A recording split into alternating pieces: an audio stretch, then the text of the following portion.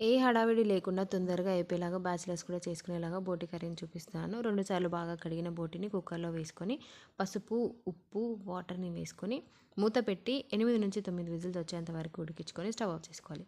Tomato, onion, పచ్చిమిర్చిని cut చేసుకోవాలి. Pan తీసుకొని దీంట్లోకి కొద్దిగంత ఆయిల్ వేసి, ఆయిల్ బాగా హీట్ అయ్యాక ఆనియన్, పచ్చిమిర్చి వేసుకొని ఒకసారి బాగా కలుపుకోవాలి.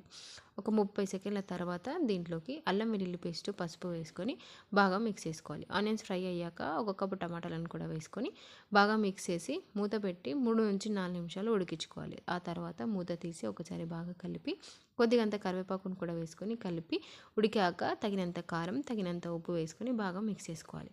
ఇలా మిక్స్ చేసిన తర్వాత ఒక 1 మినిట్ ఉడికాక బోటిని కూడా వేసుకొని బాగా మిక్స్ చేసుకోవాలి. ఈ మసాలా అంతా బోటికి పట్టేంత వరకు కలుపుకొని ఆ తర్వాత మరో 2 నిమిషాలు ఉడికాక కొత్తిమీర వేసుకొని ఒక 2 నిమిషాలు ఉంచుకొని స్టవ్ ఆఫ్ చేసుకొని మన బోటి కర్రీ రెడీ అయిపోయింది. బ్యాచిలర్స్ కూడా ఈజీగా చేసుకోవచ్చు. టేస్ట్ మాత్రం చాలా